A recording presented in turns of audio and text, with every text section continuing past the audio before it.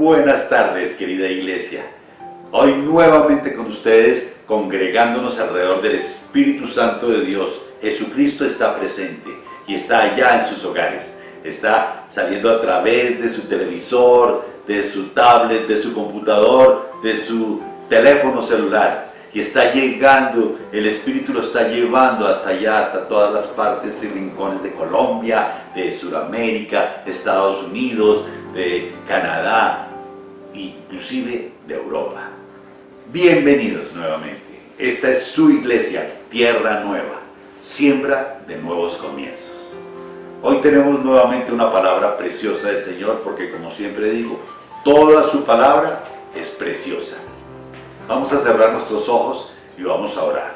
Y si tú quieres, ponte de pie un momento y vamos a orar al Señor. Cierra tus ojos. Precioso Señor, te damos las gracias porque nos das la oportunidad de pertenecer a tu iglesia, a tu novia, a tu cuerpo, Señor.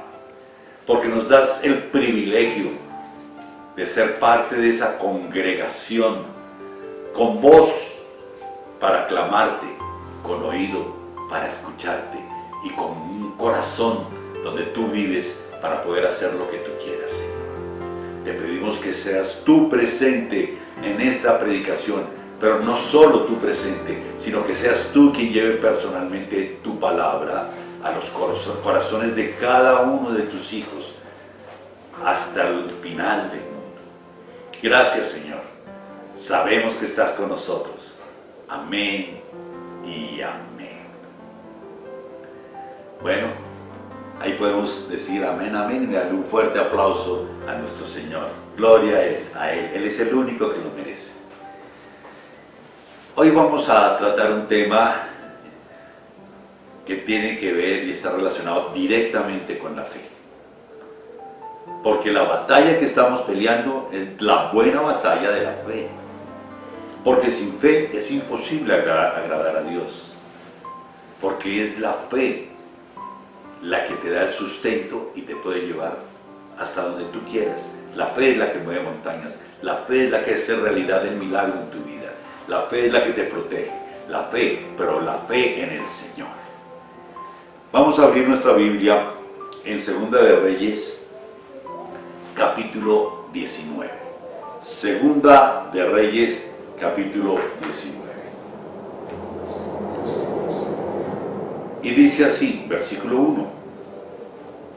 Cuando el rey Ezequías lo oyó, rasgó sus vestidos y se cubrió de cilicio y entró en la casa de Jehová.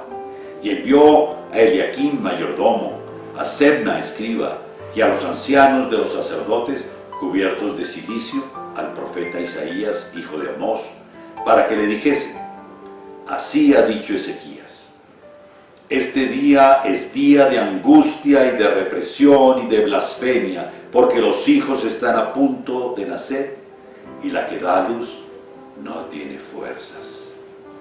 Quizás oirá Jehová tu Dios todas las palabras de Rabsacés, a quien el rey de los asirios, su señor, ha enviado para blasfemar al Dios viviente y para vituperar con palabras las cuales Jehová tu Dios ha oído. Por tanto, eleva oración por el remanente que aún queda. Vinieron pues los siervos del rey Ezequías a Isaías, e Isaías le respondió: así diréis a vuestro Señor, así ha dicho Jehová, no temas por las palabras que has oído, con las cuales me han blasfemado los siervos del rey de Asiria. He aquí, pondré yo en él un espíritu, y oirá rumor, y volverá a su tierra, y haré que en su tierra caiga a espada. Gloria a ti, Señor, gracias por esta palabra. Gloria a ti, Señor, gracias, gracias. Aquí vemos al rey Ezequías, que estaba muy preocupado, porque acababa de escuchar un mensaje que infundía temor, que amedrentaba, un mensaje con gritos y un mensaje que lo que pretendía era atemorizar a todo el pueblo. Ya en el capítulo anterior, en el capítulo 18, Ezequías había negociado la paz con Senaquerib, el rey de Asiria. Le dijo, ¿qué hacemos? Negociemos la paz. Y Senaquerib le pidió una suma muy grande de dinero. Y Ezequías tuvo que vender toda la plata y el oro del templo. Es decir, inclusive quitar el oro de las puertas para entregárselo a Senaquerib. Ya estaba acordada la paz. Sin embargo, no podía confiar en Senaquerib. A pesar de eso, Senaquerib envió al comandante de su ejército, Rabsacés, para sitiar a la ciudad de Jerusalén y tomarla. Y eso fue lo que ocurrió. Miremos en el capítulo 18, versículo 19, nos dice: y les dijo Rabsacés, decid ahora a Ezequías, así dice el gran rey de Asiria, ¿qué confianza es esta en la que te apoyas? Dices, pero son palabras vacías, consejo tengo y fuerzas para la guerra. ¿Mas en qué confías? ¿Qué te has revelado contra mí? He aquí que confías en este báculo de caña cascada en Egipto, en el cual si alguno se apoyare, se le enterrará por la mano y la traspasará. Tal es faraón, rey de Egipto, para todos los que en él confían. Y si me decís, nosotros confiamos en Jehová, nuestro Dios, ¿no es este aquel cuyos altares altos y altares ha quitado Ezequías? Y ha dicho a Judá y a Jerusalén, delante de este altar adoraréis en Jerusalén. Ahora pues, yo te ruego que des rehenes a mi señor, al rey de Asiria, y yo te daré 2000 caballos, si tú puedes dar jinetes para ellos. ¿Cómo pues podrás resistir a un capitán, al menor de los siervos de mi señor, aunque estés confiado en Egipto con sus carros y su gente de a caballo? ¿Acaso he venido yo ahora sin Jehová a este lugar para destruirlo? Jehová me ha dicho, sube a esta tierra y destrúyela. Entonces dijo Eliaquim, hijo de Hilcías, y Sebna y Joa a Rabsacés, te rogamos que hables a tus siervos en arameo, porque nosotros lo entendemos, y no hables con nosotros en lengua de Judá a oídos del pueblo que está sobre el muro. Y el Rabsacés le dijo, me ha enviado mi señor para decir estas palabras a ti y a tu señor, y no a los hombres que están sobre el muro expuestos a comer su propio estiércol y beber su propia orina con vosotros. Entonces Rabsacés se puso en pie y clamó a gran voz en lengua de Judá, y habló diciendo, oíd la palabra del gran rey, el rey de Asiria.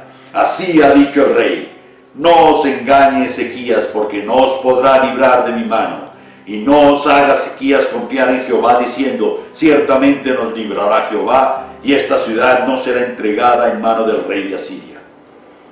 No escuchéis a Ezequías, porque así dice el rey de Asiria, haced conmigo paz, y salid a mí, y coma cada uno de su vid y de su higuera, y beba cada uno las aguas de su pozo.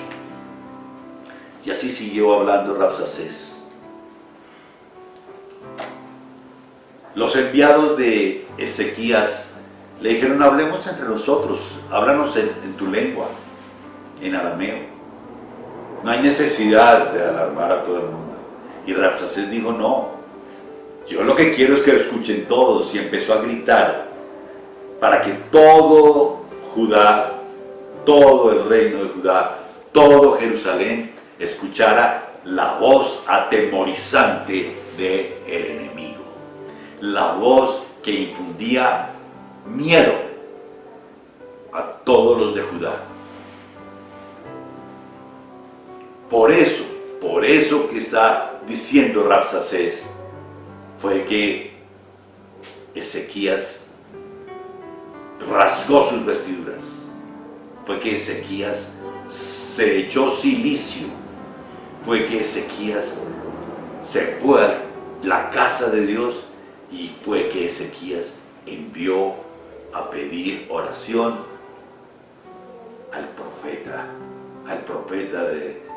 de ese momento, el profeta Isaías.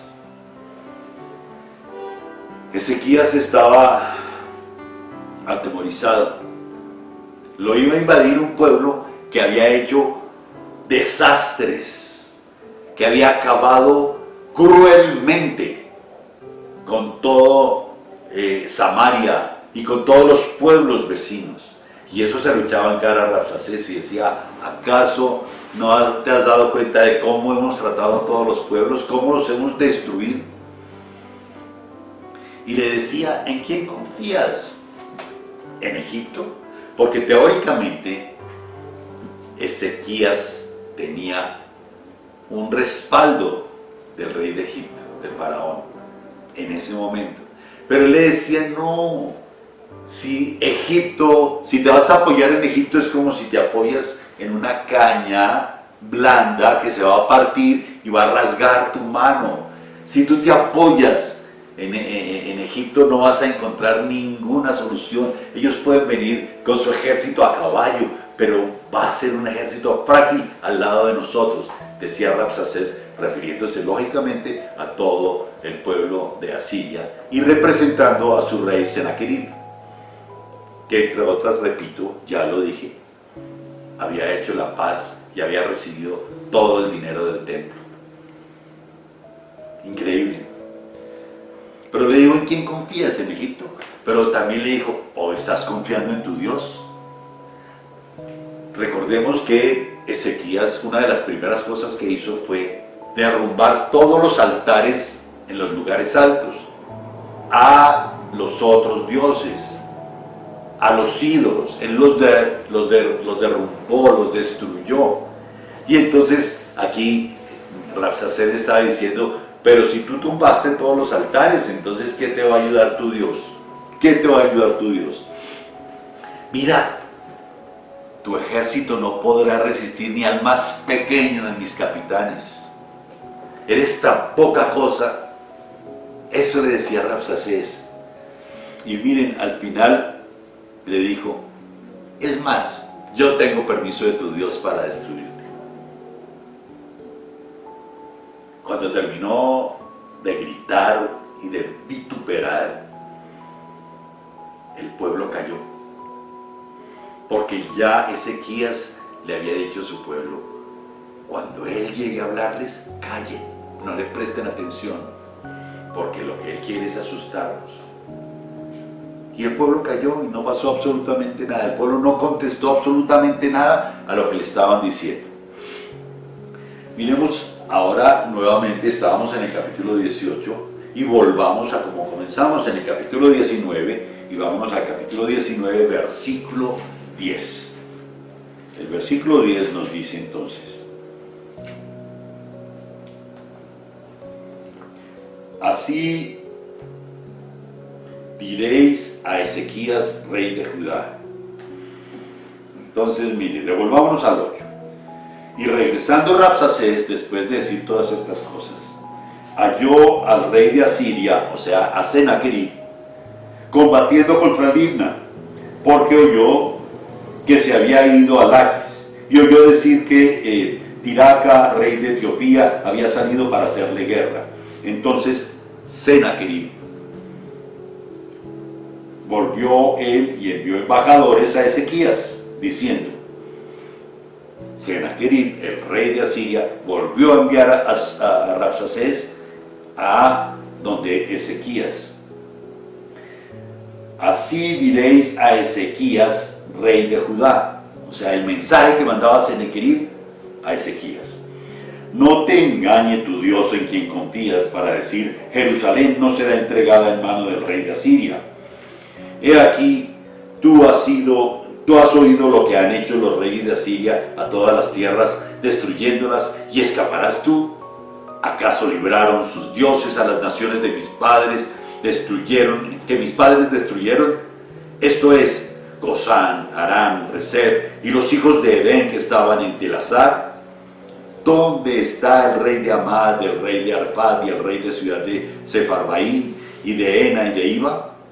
Y tomó Ezequías las cartas de mano de los embajadores, y después que las hubo leído, subió a casa de Jehová y las extendió delante de Ezequías, delante de Jehová, y oró Ezequías delante de Jehová diciendo: Jehová, Dios de Israel, que moras entre los querubines, solo tú eres Dios de todos los reinos de la tierra. Tú hiciste el cielo y la tierra. Y siguió su oración a Jehová. Entonces volvemos a ver que no solamente una vez, sino dos veces fue Rabsacés ante Ezequías, y las dos veces fue a intimidar. ¿Cómo? Gritando, asustando. Así es como el enemigo empieza a gritarte y asustarte. Así es como el enemigo empieza a limitarte, a paralizarte a ti y a mí, a todos. Porque empieza a acusar y a hacerte sentir pequeño. Y a hacerte pensar que tu Dios no te va a ayudar. Y a hacerte reconocer que si ya han caído muchos, ¿por qué tú no vas a caer? Que tus alianzas son insuficientes, que tu Dios te volvió las espaldas. Es más, mintiendo, porque ahí dijo Rabsacés: ¿acaso tú crees que yo no tengo el permiso de tu Dios, de Jehová? ¿Ustedes creen que Rabsacés iba con la bendición de Dios? No, era una clara mentira del enemigo. Porque el enemigo no vino sino para robar, matar y destruir. Y él es el padre de mentira. El padre de mentira que quiere amedrentarnos, empequeñecernos, hacernos sentir inválidos. Esa es la estrategia del enemigo. Intimidando. ¿Sabes qué? Él quiere causar confusión en tu mente. Que tú digas: pero entonces, ¿en quién he creído? Entonces, ¿será que sí? ¿Será que cómo voy a hacer? Y ¿sabes qué? Utiliza tu mente. Aquí la mente es el campo de batalla del enemigo, porque por allí es por donde entran las palabras intimidatorias, acusatorias, persecutorias, donde llegan a decirte: tú no eres nada, tú no eres nadie, tú estás vencido porque yo soy grande y tú eres pequeño. Y en la mente empieza a ahogar, porque empezamos a tener esas ideas y empezamos a dudar y empezamos a pensar que sí, que ya lo tenemos todo perdido y no somos capaces de actuar. No somos capaces de actuar. Miren, yo les he dicho muchas veces, yo he hablado abiertamente a todos ustedes, ustedes conocen mi testimonio de vida. Y yo, antes de conocer al Señor, tuve una vida muy difícil y muy alejada de lo que quiere el Señor para mi vida o de lo que quería. Pequé mucho en muchas áreas. No les voy a decir en cuáles ahora, pero pequé mucho. Inclusive conocí al Señor y hubo mucho tiempo mientras lo conocía, mientras sabía yo que realmente Él vivía en mí, que quería cosas grandes para mí, en donde fallé muchas veces. Y he tenido que caer, y he tenido que pedir perdón, he tenido que arrodillarme, he pecado, y el Señor me ha limpiado. Y el Señor ha echado mi pecado a sus espaldas, como dice su palabra en Isaías. El Señor ha perdonado mi irreverencia. El Señor ha perdonado mi pecado. El Señor ha limpiado y perdonado mi iniquidad, pero la tuya también. Porque si nosotros llegamos a Él y pedimos perdón genuinamente, nos arrepentimos, su sangre cae sobre nosotros para limpiarnos. Cuando no somos muy conscientes de eso, creemos que sí somos tan pequeños que el enemigo nos puede intimidar. Y entonces, cuando yo recibí al Señor y empecé a recibir el llamado y empecé a sentir y a recibir palabra de Dios, que tenía que empezar a predicar su palabra, el enemigo llegaba a mi mente a decirme: ¿y tú qué vas a predicar, recuerda todo lo que tú has sido y lo que tú has hecho. Eso el Señor no lo perdona. Y me empezaba a intimidar y a atemorizar. Y decía, sí. ¿Y qué pasaría si yo estoy predicando la palabra del Señor y alguien dice, no, usted no tiene autoridad porque yo conozco lo que usted hizo esto y esto y esto y esto? Y yo decía, sí, qué vergüenza para el Señor, qué vergüenza para mi iglesia, qué vergüenza para mi familia, qué vergüenza para mí, porque yo tengo un antes y un después, como todos nosotros. Hasta que el Señor un día me dijo, tú sigues pensando en el pecado de ayer, cuando yo lo limpié. Él limpió tu pecado, Él te purificó, Él te dio vida nueva, y lo que eras antes ya no sirve. Ahora eres un hombre y una mujer nueva para el servicio del reino de los cielos. Y el enemigo no puede llegar a hacerte sentir más pequeña, ni hacerte sentir más pequeño, porque el Señor que vive en ti es mucho más grande que el que vive en el mundo. Gloria a Dios, gloria a Dios. Generalmente nos paraliza. Nos paraliza. El miedo nos paraliza. El temor nos deja inmóviles, arrodillados, inclinados, pero no para honrar al Señor, sino para dejarnos golpear por el enemigo, cuando sabemos que la sangre de Cristo ya lo hizo todo por nosotros. Y entonces es cuando comenzamos a analizar, ¿será que sí tiene razón el enemigo, pero qué hemos hecho mal? ¿Será que el enemigo tiene el as bajo la manga y nos puede acusar y nos puede destruir? Así como le decía Rabsaces, así como Sennacherib mandó a intimidar a Ezequías. ¿Será que sí? Y Ezequías seguramente dijo, ¿pero qué? ¿Qué estamos haciendo mal? ¿En qué nos equivocamos? ¿En qué hemos pecado? Y con mucha frecuencia lo que nosotros respondemos es, ¿cómo voy a hacer para defenderme de lo que el enemigo me está haciendo? ¿Qué voy a utilizar para que el enemigo no me mate? Seguramente lo primero que pensamos es, me voy a conseguir un abogado, o me voy a conseguir aliados para que estén de mi lado y peleen conmigo. ¿O será que me entrego al enemigo y le digo, sí, tienes razón, yo soy un pecador, yo no valgo nada? O compro un arma para defenderme y me armo un mini ejército y trato de pelear en las mismas condiciones que Satanás me está peleando. Y empiezo a defenderme yo mismo. Y empiezo a decir, mire, el enemigo dice, pero entonces yo digo del enemigo. Mire, el enemigo me acusa, pero yo acuso al enemigo. Mire, el enemigo dice que mis aliados, pero yo tengo más aliados. En cambio, el enemigo, los aliados que tiene son malos. Y empezamos a pelear en nuestras fuerzas. Eso es lo que usualmente hacemos en la carne. Peleamos con las armas del mundo. Pero miremos qué nos enseña el Señor en este pasaje. Miremos qué hizo Ezequías. En el 19, volvamos como comenzamos la reunión de hoy. En el 19, versículo 1 y versículo 2, el Señor nos dice, cuando el rey Ezequías lo oyó, rasgó sus vestidos y se cubrió de cilicio y entró en la casa de Jehová y envió a Eliaquim mayordomo, a Sebna escriba y a los ancianos de los sacerdotes cubiertos de cilicio, al profeta Isaías, hijo de Amós, para que le dijesen lo que estaba ocurriendo.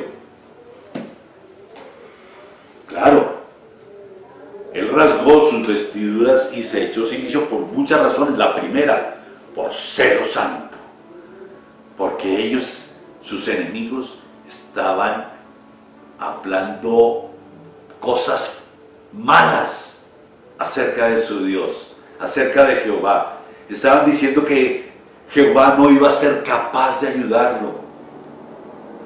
Estaban hablando que Jehová era tan pequeño que era como cualquiera de los otros dioses, porque dijeron, tumbamos los dioses de los otros reinos y de las otras ciudades, ¿Dónde están esos dioses? Pero Ezequías dijo, no, esos eran dioses de piedra, de metal, de papel.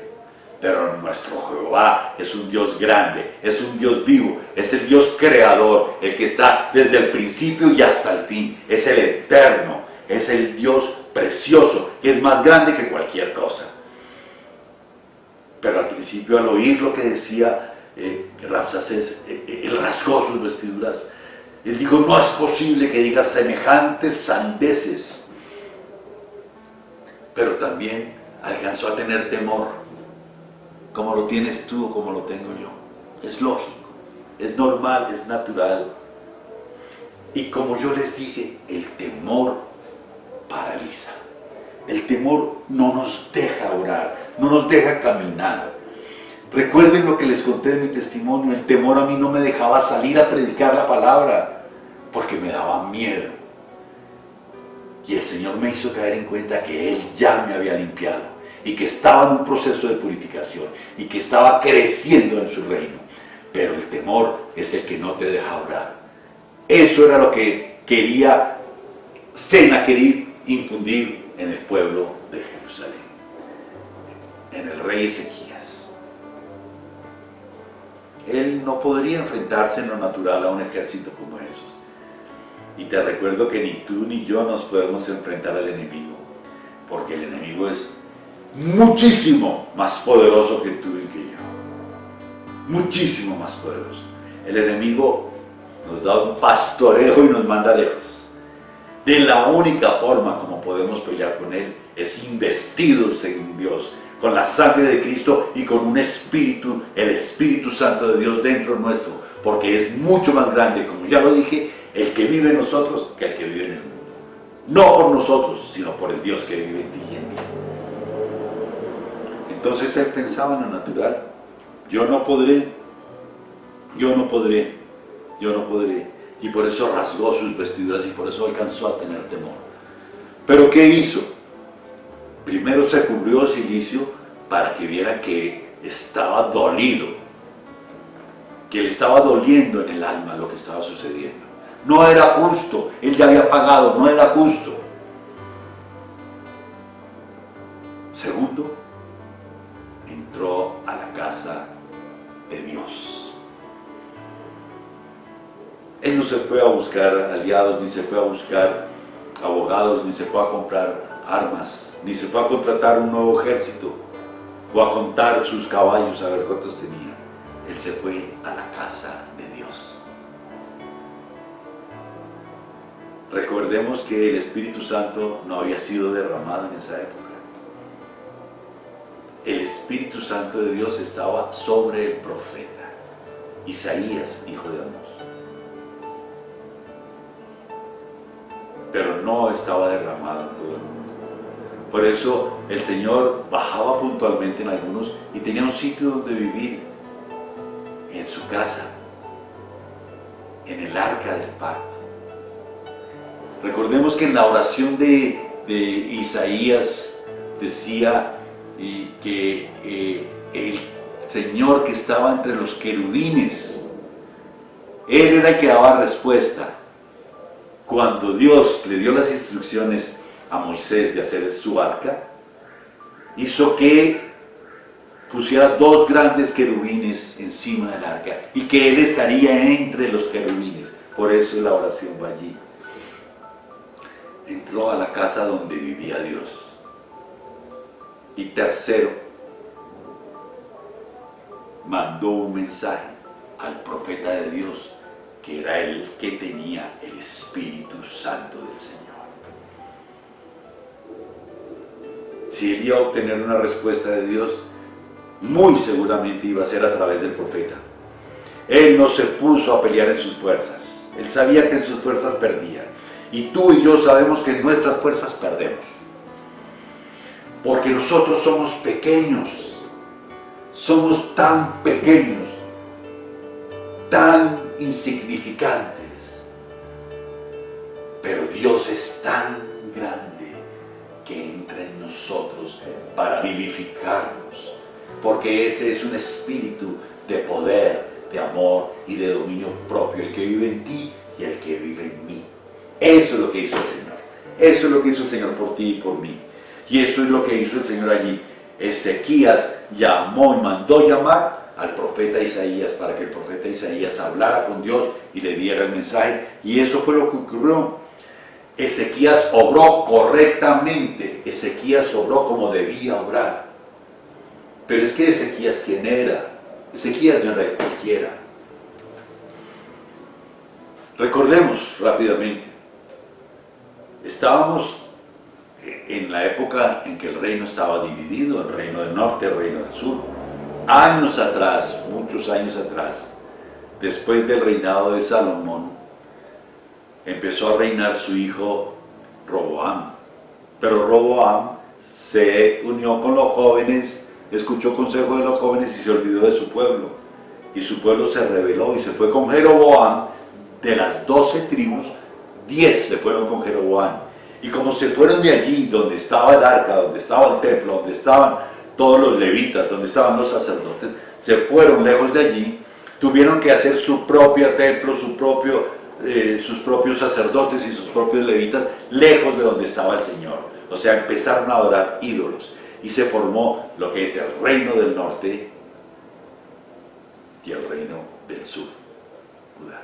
Estamos aquí situados con Ezequías, rey del reino del sur. Y mire, el reino del norte tuvo como 18 reyes y el reino del sur como 20. O sea que entre los dos juntaron 38 reyes más o menos.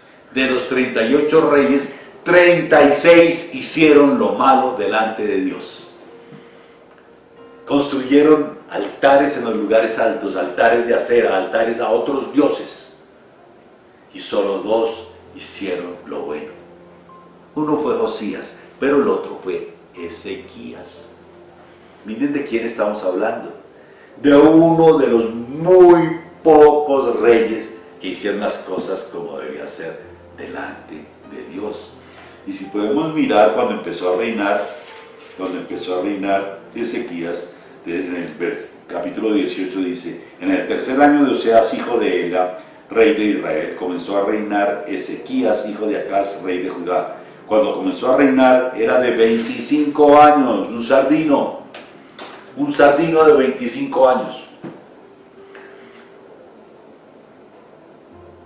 Pero desde el comienzo comenzó a tumbar todos los altares a los ídolos. Y empezó a darle la importancia que tenía el sacerdocio, la casa de Dios y la palabra de Dios. Ese hombre, no podríamos esperar menos de una persona como él.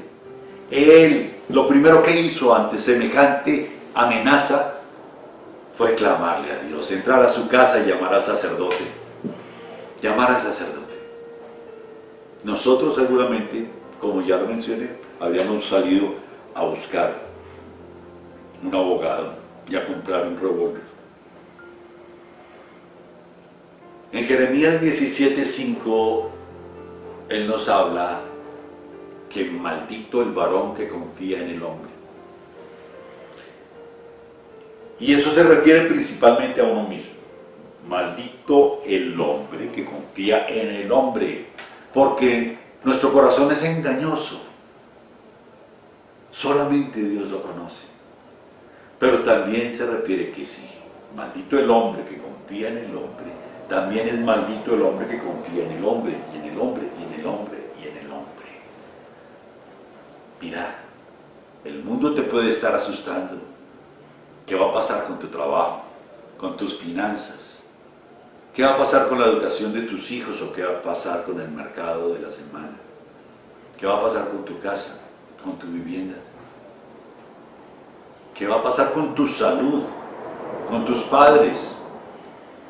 ¿Qué va a pasar si hay un rebrote del COVID? ¿Qué va a pasar si ayer por la mañana estaban viendo que las bolsas del mundo entero están cayendo nuevamente? La de Wall Street cayó muchísimo, las europeas igualmente. Todos los indicativos. Mire, el OCDE dijo que nosotros en Colombia no solamente íbamos a bajar a menos 3.5% de crecimiento, sino que íbamos a bajar por lo menos al 6.5 o 7. menos, o sea, en decrecimiento. Y cuando hablan de que llegan mensajes que mire que el virus es falso, que pueden salir, y llegan otros mensajes, no, que el virus es verdadero, quédense en su casa. Y otros dicen, no, si usted se queda en su casa no puede respirar y coger defensas. Otros dicen, no, si usted sale se va a contaminar inmediatamente. Y otros dicen que no, que es que en los pies se queda el virus. Otros que no, otros que es bueno usar máscaras, otros que no utilicen el tapabocas porque no pueden respirar. Tantas cosas. Claro que tenemos que estar en obediencia, pero en obediencia mientras no perdamos nuestra identidad como hijos de Dios. Porque tú y yo somos hijos de Dios. Y a ti y a mí el Señor nos cuida, el Señor nos guarda, el Señor nos fortalece y el Señor no va a permitir que nos pase absolutamente nada. Porque a todos los que amamos a Dios, todas las cosas nos vienen a bien. Todas, son todas. Maldito el hombre que confía en el hombre, maldito el varón que confía en el hombre. Nuestro corazón es engañoso. Es engañoso nuestro corazón. Pero el corazón de Dios es perfecto. Perfecto. Perfecto. En el Salmo 91:2 nos dice claramente que el único en quien podemos confiar es en el Señor. ¿En quién estás poniendo tu confianza? ¿En la Organización Mundial de la Salud? ¿En la vacuna de Bill Gates? ¿En el presidente de la República? ¿En el alcalde o el alcalde de tu ciudad? ¿En quién estás poniendo tu confianza? ¿O en nuestro Dios, que es nuestro juez, que es nuestro creador, pero que también es nuestro Padre? En Él es el único que podemos confiar. Ezequías confió en Él.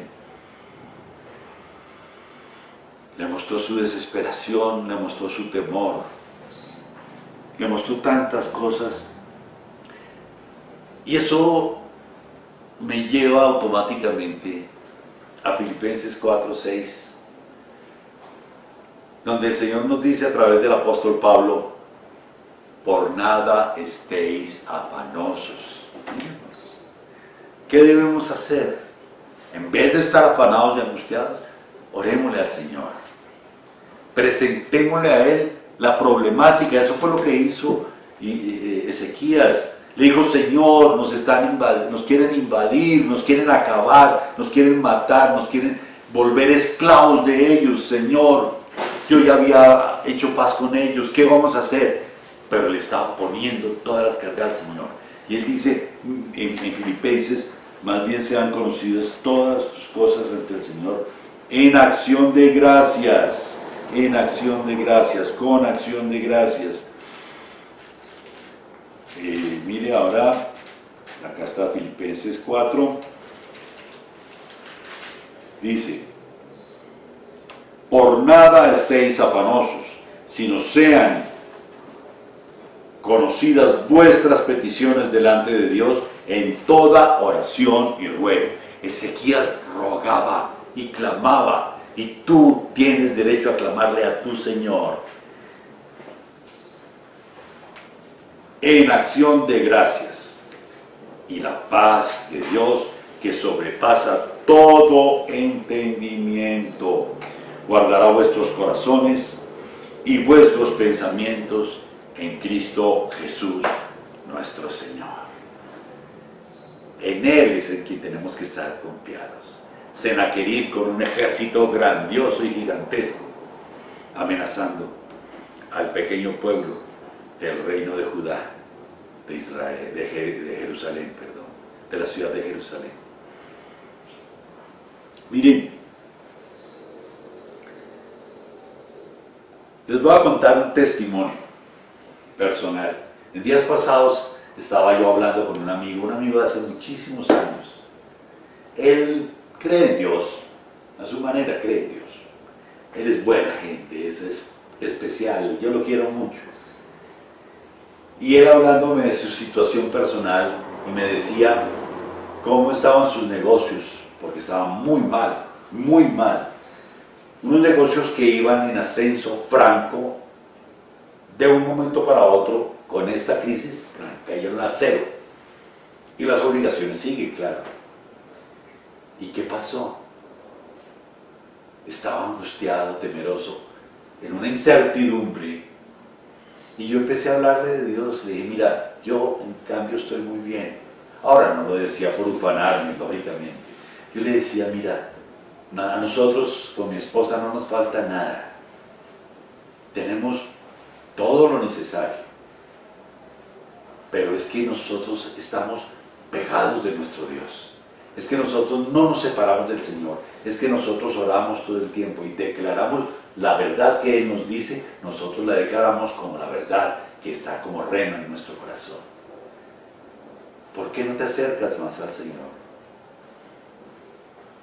Yo te puedo ayudar cuando quieras. ¿Y sabe qué me decía él? Sí, eso está bien, Robert, pero es que también hay que buscar la papita. Ay, Señor, no entendió nada, no entendió nada. Es que la papita te la da el mismo Señor. No te va a llegar un cheque de $10,000 debajo de la almohada, pero en forma sobrenatural, Él va a sacarte adelante, porque ahí es donde viene a hacer obra la palabra que el Señor nos da, que es evanecer. Evanecer quiere decir, hasta aquí me ha traído el Señor. El Señor que me trajo hasta aquí ha sido fiel siempre. ¿Por qué en este momento me va a fallar? Si por el contrario estamos más cerca. Cada día nos conocemos más. Aunque Él me conoce desde antes de la creación del mundo. Si Él me ha protegido de todas las que me ha sacado.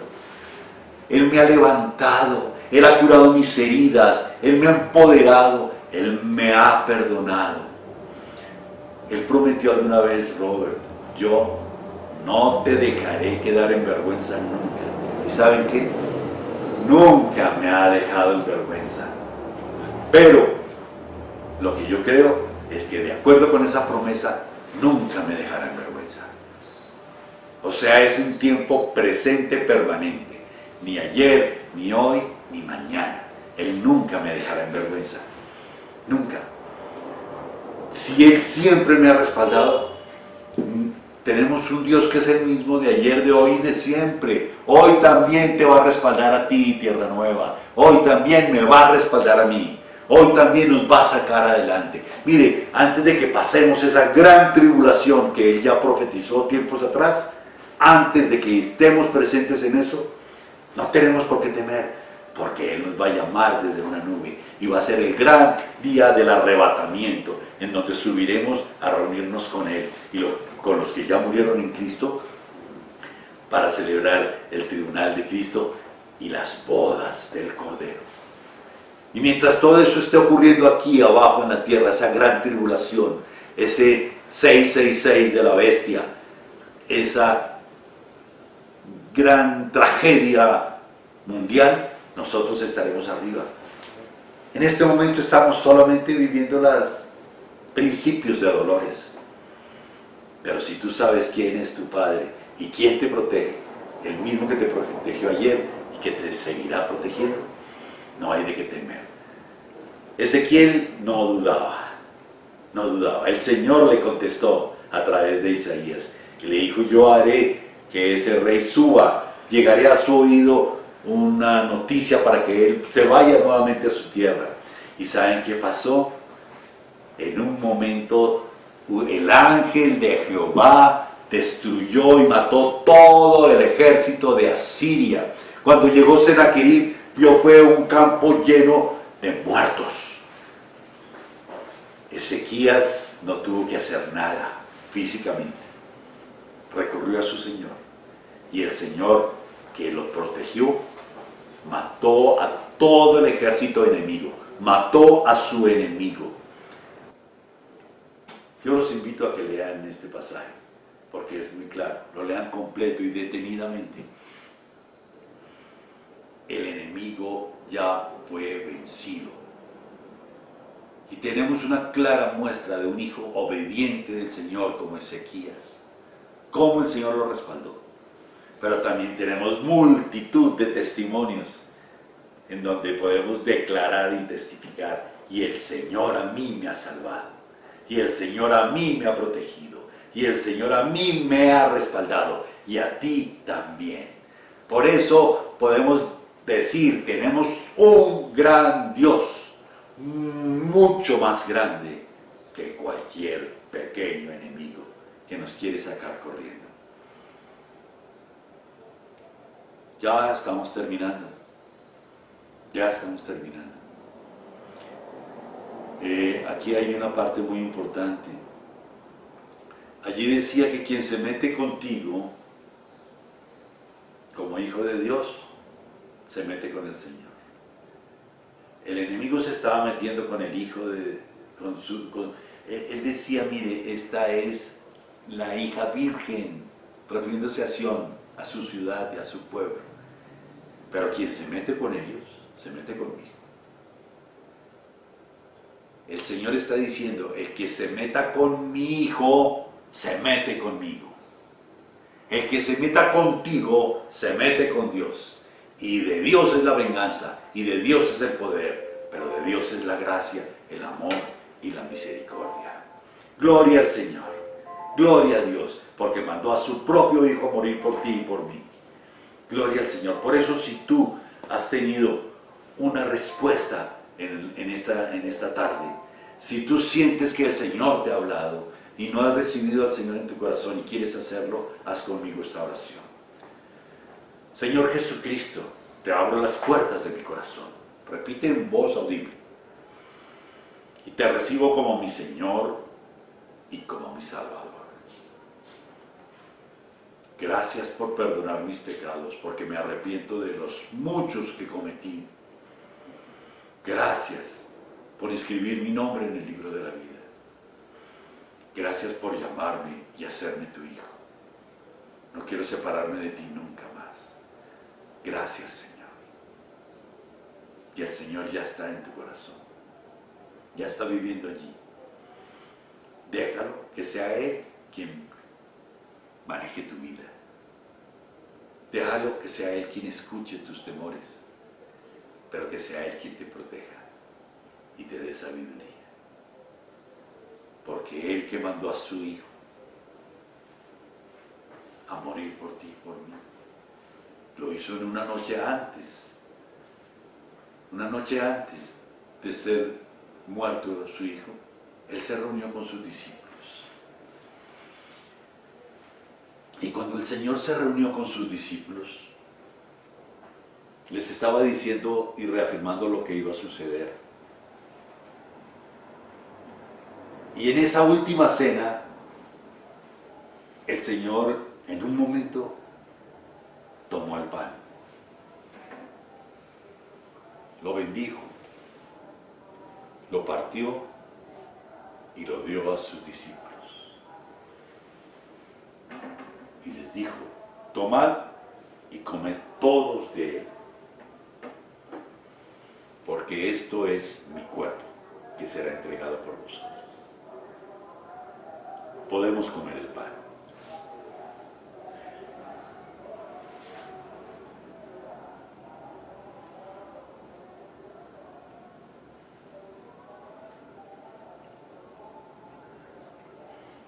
Del mismo modo, cuando se acabó la cena, tomó el vino, tomó el cáliz, tomó la copa. También la bendijo, presentándosela al Padre. Y la dio a sus discípulos diciéndoles: esta es mi sangre, sangre que será derramada para borrar tu pecado. Esta es la sangre del pacto, del nuevo pacto. Cuando bebas de este vino, hazlo en memoria mía, dijo el Señor Jesucristo. Podemos tomar el vino.